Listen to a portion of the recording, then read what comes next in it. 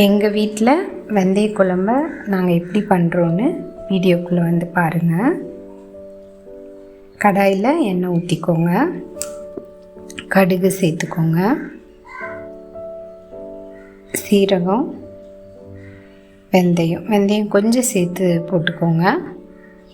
பூண்டு கட் பண்ணி வச்சது சேர்த்துக்கலாம். வெங்காயத்தை ஆட் பண்ணிக்கோங்க. சின்ன வெங்காயம் சேர்த்தா ரொம்ப டேஸ்ட்டாக இருக்கும். நாங்கள் வெங்காயத்தை கொஞ்சம் லைட்டாக அரைச்சி போட்டிருக்கோம். கருவேப்பிலை சேர்த்துக்கலாம். இது எல்லாமே நீங்கள் நல்லா வதக்கி விடுங்க.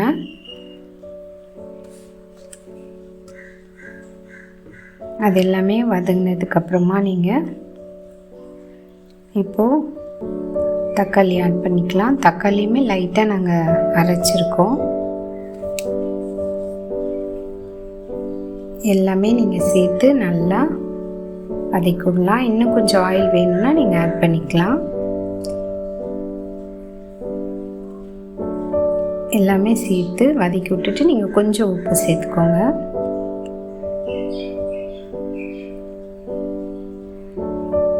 திரும்ப வேணும்னா நீங்கள் அப்புறம் கூட உப்பு ஆட் பண்ணிக்கலாம்.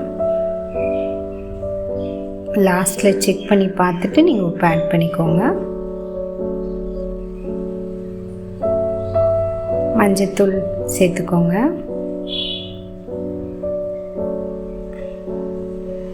பெருங்காயம், வீட்டில் அரைச்சி வச்ச மிளகாய்த்தூள் எல்லாமே சேர்த்து நீங்கள் வதக்கிடலாம்.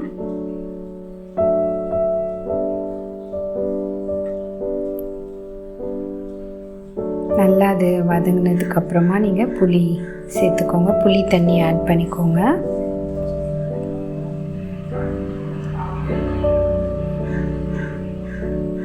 இதுக்கப்புறமா நீங்கள் இதை நல்லா கலக்கி விட்டுட்டு தேங்காய் அரைச்சி வச்ச தேங்காய் சேர்த்துக்கோங்க.